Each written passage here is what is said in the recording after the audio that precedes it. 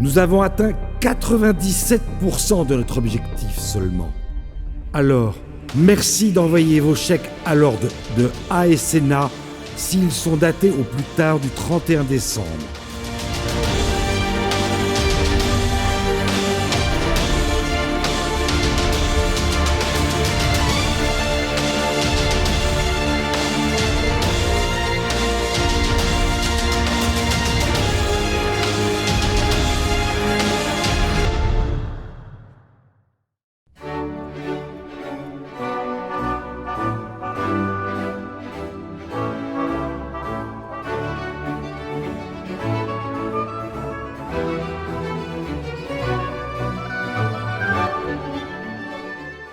Pendant que l'on s'écharpe sur le virus, le Royaume-Uni continue son petit bonhomme de chemin vers l'achèvement du Brexit.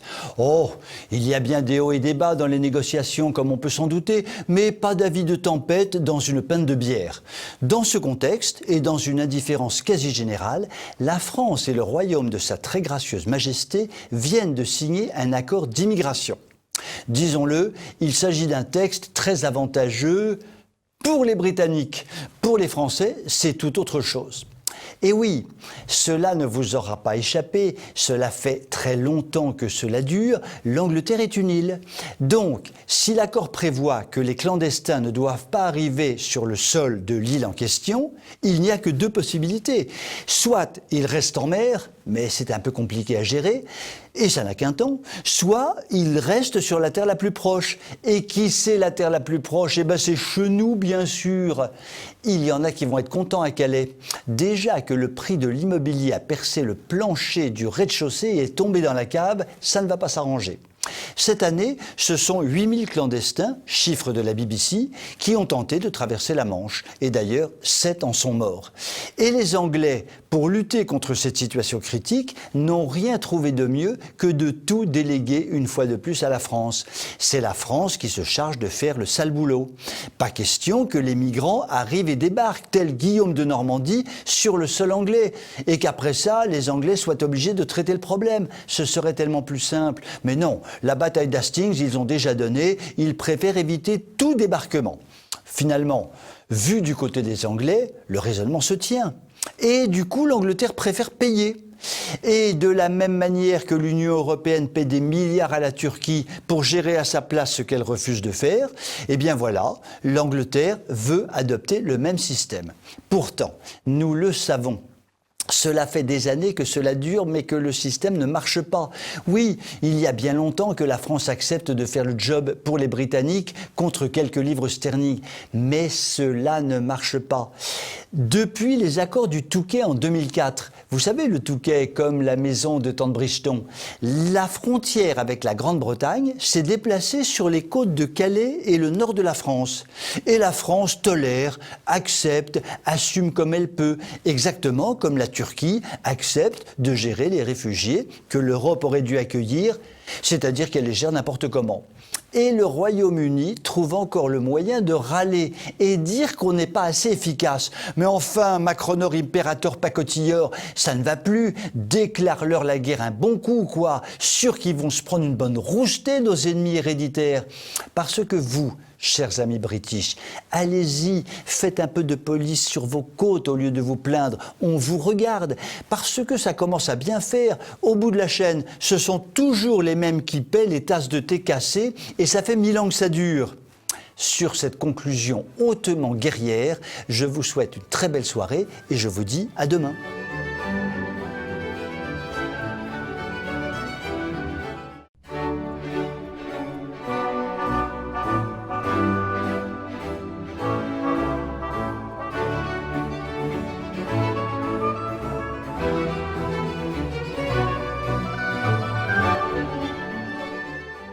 C'est un secret de polichinelle. En France, la police va mal, comme tout le reste d'ailleurs. Il faut dire que le gouvernement, le ministre de l'Intérieur, le ministre de la Justice et d'ailleurs tous les autres ministres se donnent un mal de chien pour que les choses aillent de mal en pis. La police va mal pour deux raisons. Parce qu'elle ne fait pas ou ne peut pas faire son travail correctement et parce que les Français ont d'elle une image bien dégradée. Je pointe la responsabilité des sieurs Dupond-Moretti et Darmanin, mais en toile de fond, il ne faudrait pas oublier que c'est bien Macron microbien le véritable coupable de cet état de fait. Voyons plutôt. Macronus s'est fait élire en méprisant grave, je veux dire, comme on dit dans le 9-3, tout ce qui est régalien. L'international, la police, l'armée, la justice, ça ne m'intéresse pas. La prime était au tout économie. Monsieur sortait de chez Rothschild et on allait voir ce qu'on allait voir. L'ordre et la sécurité, on verrait après. Pour l'économie, l'on a effectivement vu, et le résultat est l'addition de Waterloo, de Sedan et de Dien Bien Phu réunis. Et puis, M. Macron a été vite fait, bien fait, rattrapé par les faits, avec la crise des Gilets jaunes. Et là, il a bien fallu compter sur les forces de l'ordre pour maintenir l'ordre. Macronor s'est donc servi de la police, un peu n'importe comment, je dois le dire. Il fallait que ça tape, et ça a tapé fort, et ça a blessé partout. Rebelote avec le 3 pas en avant, 2 pas en arrière et 3 pas sur le côté qu'ont été les confinements déconfits. L'on a bien eu besoin des forces de l'ordre pour dresser des PV pour non-port du masque et oubli de l'attestation dérogatoire. Une fois de plus, il a fallu que ça tape, mais cette fois-ci dans les portefeuilles. Pauvres de nous. Bref, dit mon pote Pépin, Macron n'a utilisé la police que pour de basses besognes mal vues du commun des mortels, dont nous faisons partie, vous et moi. Parce que, comme on le sait, traquer les délinquants dans des quartiers difficiles ou des gauchos casseurs ultra-violents, ça n'est pas vraiment dans les missions actuelles des forces de l'ordre. Derrière tout ça, aucune vision cohérente, aucune estime du vrai rôle de la police qui se retrouve plus que jamais être un joujou désarticulé entre les mains d'un pouvoir déboussolé. Trop de fermeté là où il n'en faut pas, trop de laxisme là où il n'en faudrait pas non plus. Tout cela n'améliore évidemment pas l'image de marque de nos pauvres policiers, gendarmes et autres CRS. Alors, il a fallu lâcher du lest et tenter de les rassurer un peu, les policiers. Pour se montrer sympa avec eux, qui s'en prenaient plein la face, Macronor a fait semblant d'écouter leurs récriminations. Et c'est là qu'il a dégainé le fameux et controversé article 24 qui interdit de filmer et de diffuser des vidéos de policiers en cours d'opération. Mauvaise idée. Cela partait peut-être d'un bon sentiment, c'était peut-être censé rassurer les policiers, mais cela a énervé tout le monde et cela n'a rien réglé sur le fond. Si la police aujourd'hui en France est tout à la fois crainte et peu appréciée et que personne ne la respecte, c'est qu'elle n'est qu'un instrument soumis à un président dévoyé qui n'a aucun sens de l'autorité. De la vraie, celle qui fait qu'on estime le chef parce qu'il nous mène toujours plus haut, mais pas du côté des folles hauteurs de la Macronie.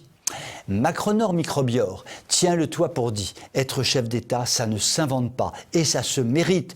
Réfléchis-y pour 2022, mon pote. Sur ce conseil de bon sens, je vous souhaite une très belle soirée et vous dis à demain.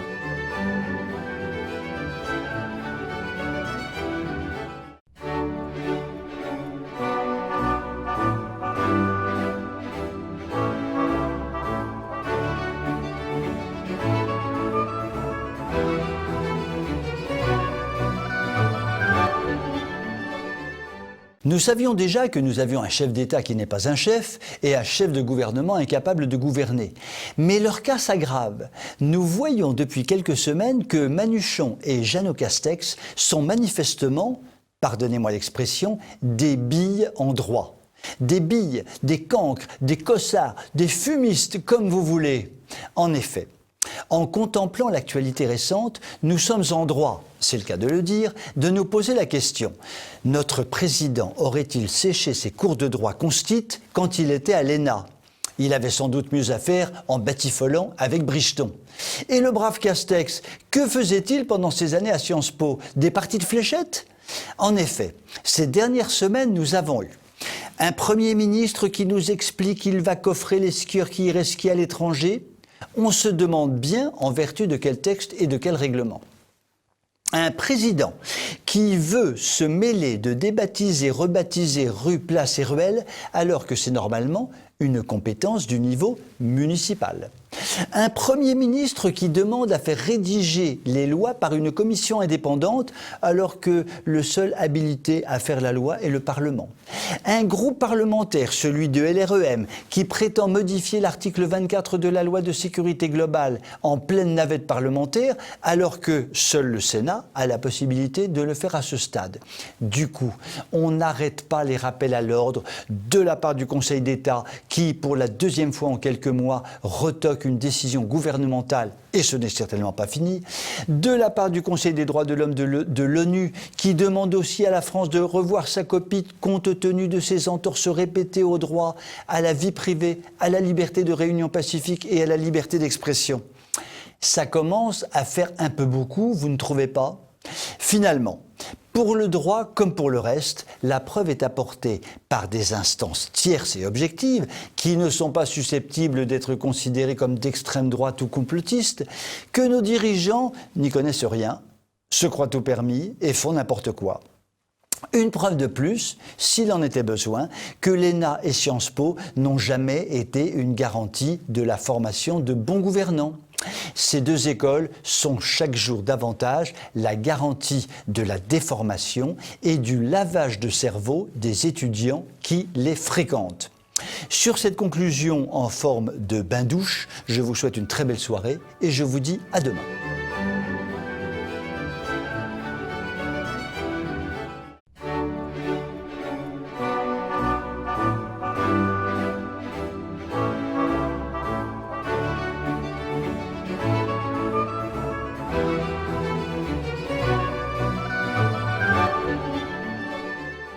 À 1 an et demi de l'élection présidentielle, le débat fait fureur dans les milieux dits de droite ou assimilés. Faut-il un homme ou une femme providentielle en 2022 pour sauver une France qui s'écroule? Ou faut-il que chacun soit la personne providentielle qui, par son action quotidienne, sauvera la France, quel que soit le résultat des élections en 2022? Dire qu'il n'y a pas besoin en 2022 d'une personnalité providentielle revient à dire qu'il n'y avait pas besoin de Pétain ou de Foch en 1917 ou 1918 pour contenir la poussée effrayante des Allemands, puis les faire reculer pour finalement remporter une victoire éclatante. Dans ce raisonnement, chaque héroïque soldat aurait suffi pour arriver au même résultat. Appliqué à aujourd'hui, un tel raisonnement consiste à dire qu'il n'y a pas besoin de personnalité providentielle en 2022 pour contenir la poussée effrayante des déconstructeurs, puis la faire reculer pas à pas pour finalement remporter la victoire de la reconstruction. De la sorte, chaque Français résistant serait suffisant pour arriver au même résultat. Il me semble qu'il s'agit d'une erreur extrêmement courante dans les milieux de la droite sensibles au politiquement correct, et cela peut nous conduire à la disparition pure et simple de la France. Car chez nos ennemis d'en face, les hommes providentiels de déconstruction se succèdent les uns après les autres et démolissent méthodiquement notre pays. Prenons l'exemple de Macronor Terminator Ier. Il est, pour les forces de gauche, l'homme providentiel dans toute sa triste splendeur. Il est jeune. Certains le trouvent beau.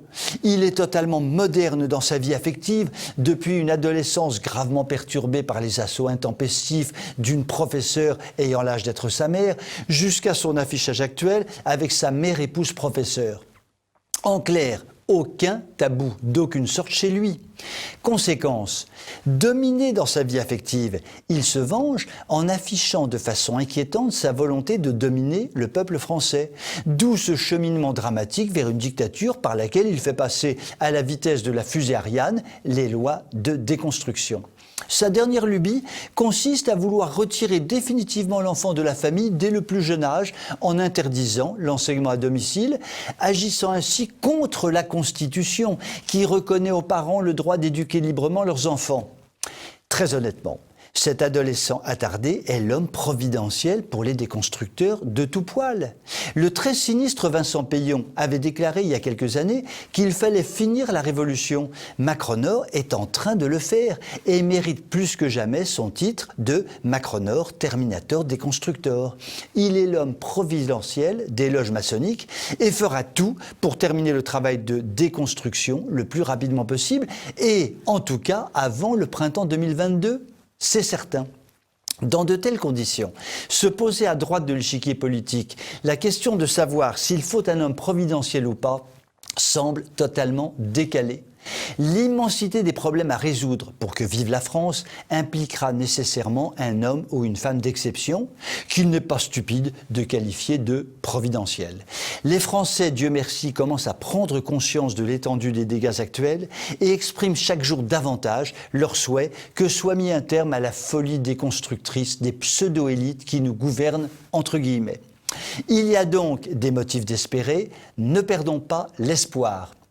Je vous souhaite un très joyeux passage d'une année à l'autre, une très belle soirée et vous dis à très bientôt.